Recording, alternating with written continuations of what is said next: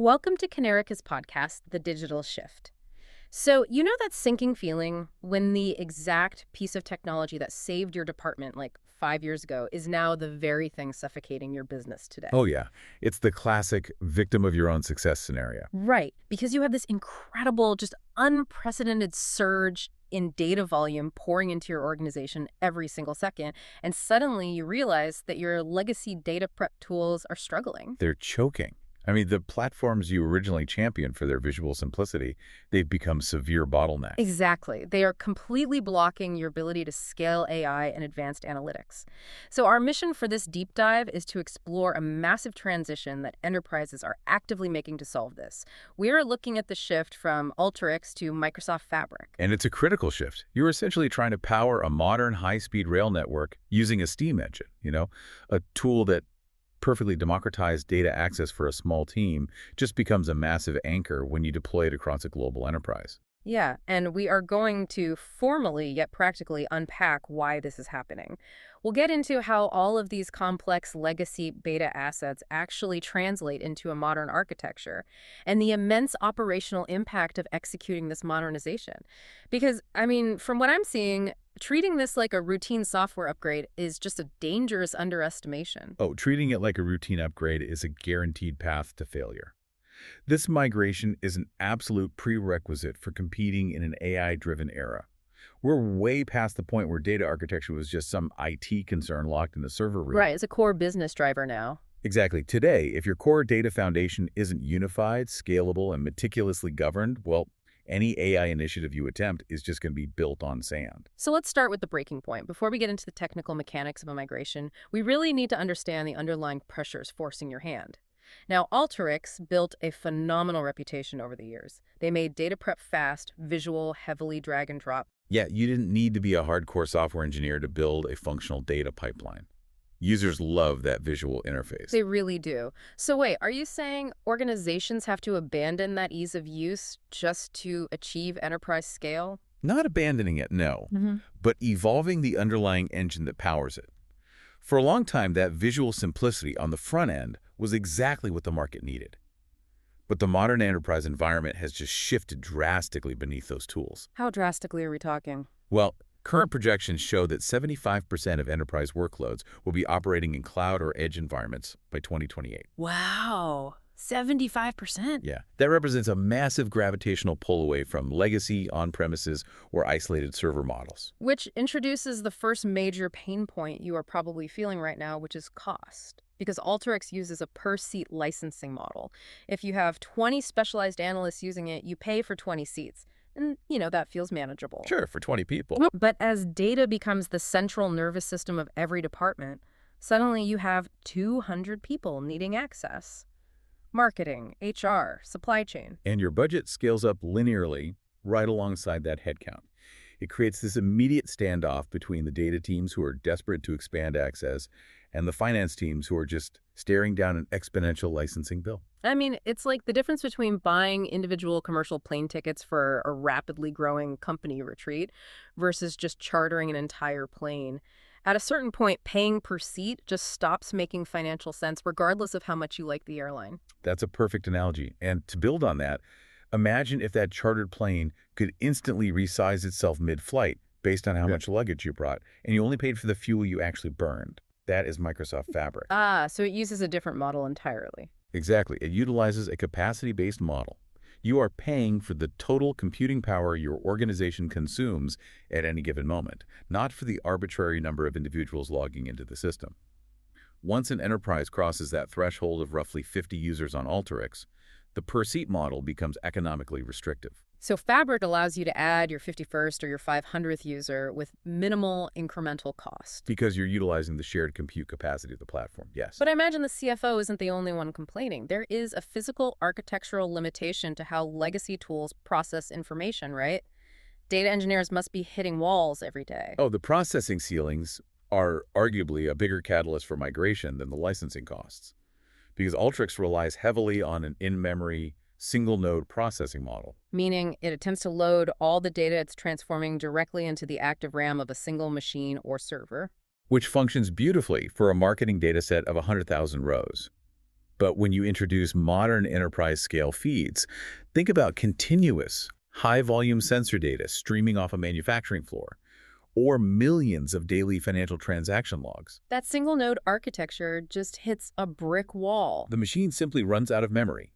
Performance degrades into a crawl, and crucial overnight pipelines fail completely. But Fabric resolves this fundamental bottleneck by utilizing distributed Synapse Spark. It automatically distributes that heavy processing workload across multiple computing nodes simultaneously. So instead of one person trying to carry a massive boulder up a hill, you have 50 people carrying smaller rocks at the exact same time. Yeah, exactly. But imagine those 50 people share a hive mind. If one person trips and drops their rock, another instantly picks it up without breaking stride. That's amazing. That is the fault tolerance and elasticity of distributed Spark.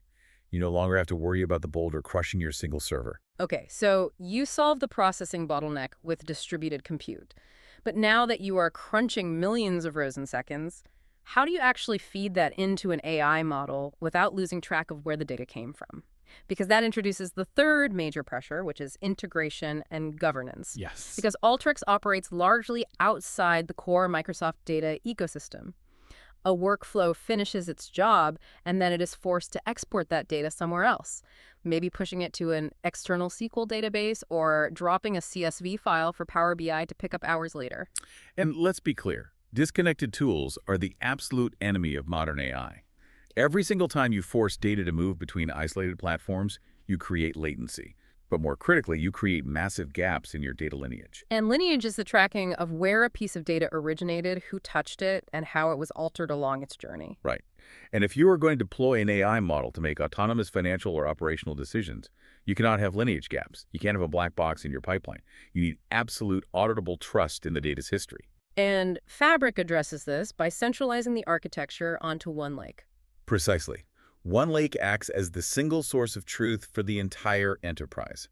Data engineering, data warehousing, and Power BI reporting all operate on this single unified storage layer. You aren't copying data or moving it around. You're just applying different analytical lenses to the same foundational data. Exactly. And all of this is governed seamlessly by Microsoft Purview. Which, for those who might not work with it daily, essentially acts like an automated enterprise librarian. It tags, secures, and maps the lineage of every piece of data you interact with automatically. Ensuring that when your AI model outputs a recommendation, you can trace the logic all the way back to the raw source data without any breaks in the chain. Okay, so we've established the why. The per seat cost is unsustainable, the single node processing is crashing, and you cannot build AI on fractured data lineage. The conversation naturally has to pivot to the what and the how. Let's map out the anatomy of this migration. Because telling an enterprise to move their entire operational logic from one completely different architectural paradigm to another, I mean, that sounds like an operational nightmare. It is a profound shift. However, the foundational reassurance here is that every major Alteryx asset has a direct functional equivalent within Microsoft Fabric. The translation path is well defined. It just requires a deep understanding of the underlying mechanics of both platforms. Let's walk through that translation map. The core of Alteryx is the workflow itself. The visual canvas where analysts drag and drop their transformation tools.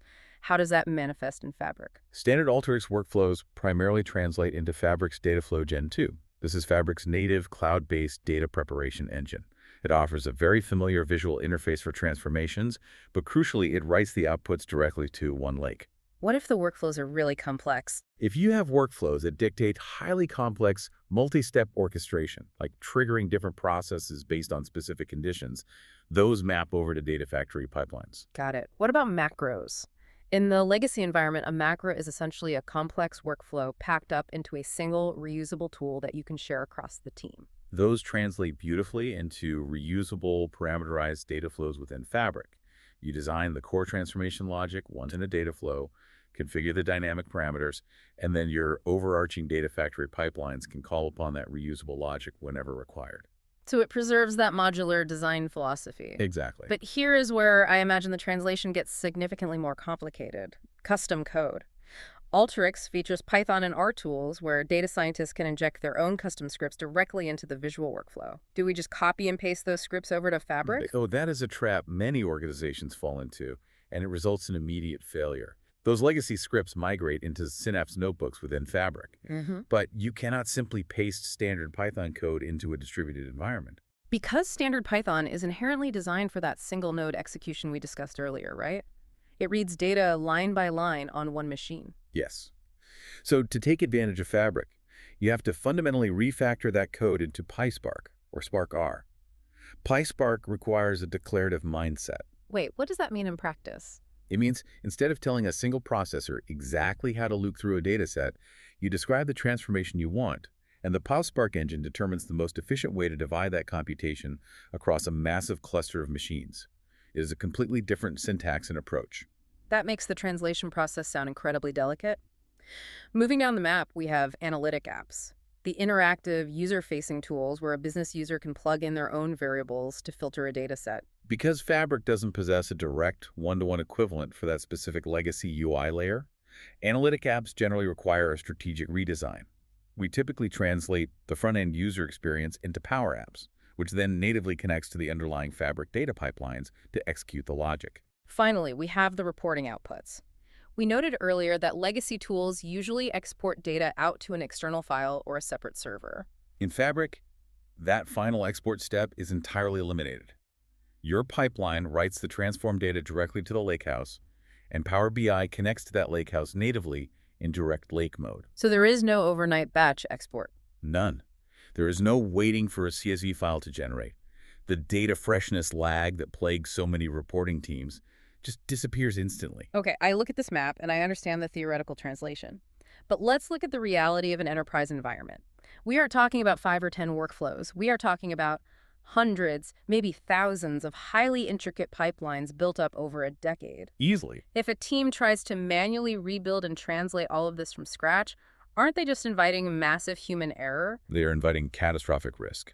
If you attempt a manual migration of a mature enterprise environment, you are looking at a project timeline that easily exceeds 3,000 hours of manual development. Just sitting there recreating logic node by node. Node by node, script by script. And the sheer duration of the project isn't even the primary threat. It is the compounding danger of cascading logic errors. Imagine a developer manually recreating a massive, intricate workflow that was originally designed by someone who left the company 3 years ago. Right. If they misread a single filter condition, like maybe they accidentally exclude a specific regional tax code early in the pipeline. Oh, wow, that error doesn't just sit in isolation. Exactly. It cascades down the entire dependency chain. It corrupts the downstream data sets, it skews the machine learning models, and it eventually populates the CEO's dashboard with wildly inaccurate revenue figures. It's a domino effect. One tiny manual typo up top, and suddenly global reporting is off by millions of dollars. And nobody knows why until an audit catches it months later. Manual migrations at an enterprise scale are plagued by these hidden logic errors. Teams end up spending thousands of additional hours just hunting down discrepancies, entirely negating the value of the new platform. Which naturally requires a totally different approach. If manual migration is a 3,000-hour minefield of potential human error, you have to remove the human element from the translation. And that is exactly where we at Kanerika step into the picture. Absolutely. Because to execute this shift safely, you have to leverage intelligent automation. You do. And we at Kanerika facilitate this using our specialized migration accelerator called Flip, which is readily accessible on the Azure Marketplace. Let's explore how Flip fundamentally rewrites the timeline and the risk profile of these migrations, because it isn't just about throwing code at a translator, right? It begins with comprehensive discovery. The data shows that organizations conducting a formal readiness assessment report a 2.4 times higher success rate for these complex projects. Because without preparation, you are flying blind. You might be 6 months into a manual migration, only to uncover a highly customized R script buried inside a forgotten macro that halts the entire project. That sounds incredibly frustrating. It is. The first critical phase of the Flip process is connect and extract. Flip automatically connects to your legacy environment and runs a deep, automated inventory. How does it actually read the legacy environment, though? It isn't just looking at the pictures on the screen. No. Underneath the visual drag-and-drop interface, Alteryx workflows are essentially built on complex XML files. Flip parses that underlying XML architecture. It catalogs every single asset, maps out the entire web of dependencies, and scores the computational complexity of every pipeline. Okay, so once you have that architectural blueprint, Flip moves into the analyze and plan phase. It tiers the workflows, determining exactly what can be fully automated through our engine, and flagging the specific edge cases like those user-facing analytic apps that require strategic redesign. Then the heavy lifting begins, which is automated conversion. Flip maps those legacy XML nodes to a custom dictionary and automatically rewrites the transformation logic, the business rules, and the data connections directly into Fabric's native JSON format and PySpark scripts. But the part of the methodology that provides the most peace of mind for enterprise leaders is step 4, parallel validation. Parallel validation is the mechanism that ensures absolute trust in the newly generated Fabric pipelines before you ever switch off the old system. It sounds a bit like letting a new autonomous driving system run in shadow mode while a human still drives the car. You get to observe the machine's decisions in the background to ensure it's reacting perfectly before you ever hand over the steering wheel. It operates very much like that, but with an automated auditor sitting in the passenger seat. We run the newly converted Fabric pipelines alongside your live existing legacy workflows. Flip automatically ingests the data outputs from both systems and compares them across defined datasets. If we relied on manual validation, like having data analysts staring at two massive spreadsheets trying to spot discrepancies, it would take years. So Flip does the steering for you. It does.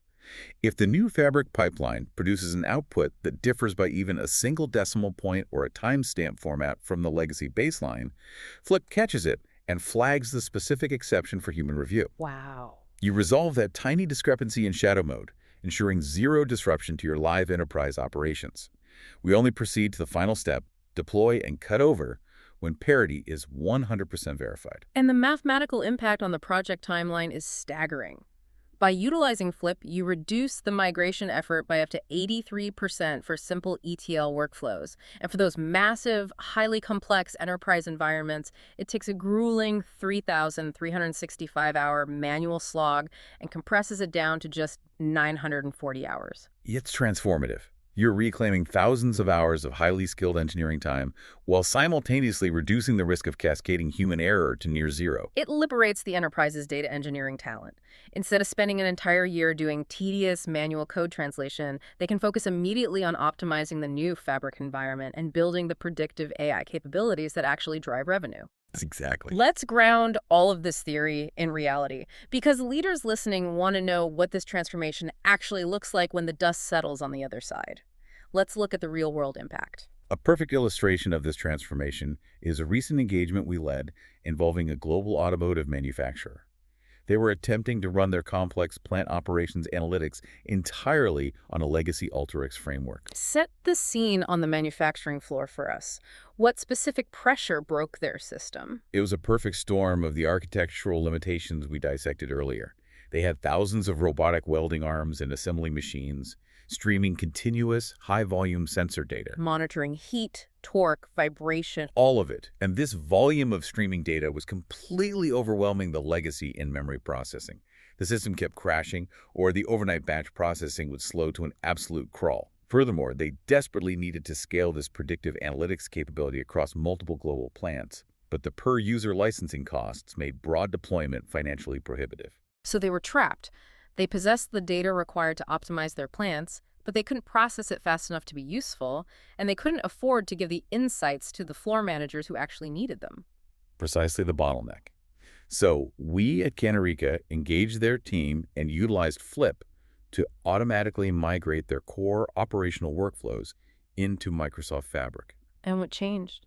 By moving to Fabric, we unlocked that distributed Synapse Spark processing. The massive streams of sensor data could now be processed concurrently across a cluster, entirely bypassing the old memory ceilings. We also transitioned them to Fabric's capacity-based pricing, instantly removing the financial penalty for scaling access. The performance metrics post-migration are incredibly striking. They achieved a 68% improvement in raw data processing speed. They saw a 48% reduction in their underlying infrastructure costs. Which is huge. Yeah, and most importantly, they achieved a 73% faster time to insights for the plant operations team.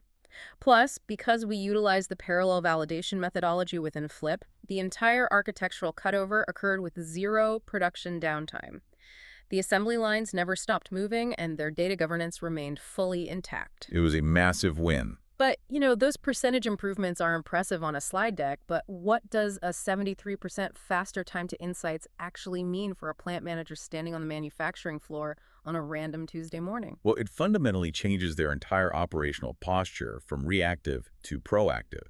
In the legacy setup, an anomaly in a robotic welding arm, perhaps a slight deviation in torque, might not show up on a manager's dashboard until the overnight batch processing finished compiling the data. Oh, man. So by the time they see the alert the next morning. The line has already produced a full day's worth of defective automotive parts. It is a massive financial loss. They were essentially driving the business while looking exclusively in the rearview mirror. Exactly. But in Fabric, with Spark processing the streams and writing directly to one lake, that sensor data is analyzed and visualized in Power BI almost instantaneously. The plant manager receives a real-time alert about the torque deviation. So they can act on it right then. Yes, they can halt the line, tweak the machine's calibration, and prevent the defect before a single bad part leaves the floor. That 73% acceleration is the difference between a minor calibration adjustment and a multi-million-dollar product recall. It increases the metabolic rate of the entire enterprise. As we pull these threads together, the overarching narrative is exceptionally clear. Moving from legacy platforms to Microsoft Fabric isn't merely an IT housekeeping task or a simple cost-cutting exercise.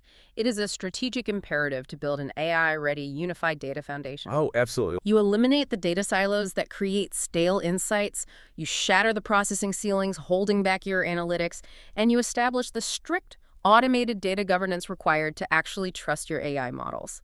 And we at Kanerika guide enterprises through this exact modernization journey using our Flip Accelerator, ensuring you achieve that future state without the crippling timelines or the catastrophic risk of manual translation errors. Because if you expect to leverage advanced AI in the coming decade, your data infrastructure must be fundamentally sound and scalable. You just cannot build a skyscraper on a cracked foundation. I want to leave you with a final lingering thought to ponder independently about your own operational systems as you log off today. Consider the current state of your organization's data estate right now. If your infrastructure was suddenly tasked with powering an autonomous AI agent to make real-time financial trades or critical operational decisions tomorrow, would it scale gracefully? Or would your legacy bottlenecks completely break the system? That is the pivotal question every enterprise leader must answer to remain competitive. Thank you for joining us on this deep dive into the digital shift. Until next time, keep looking ahead.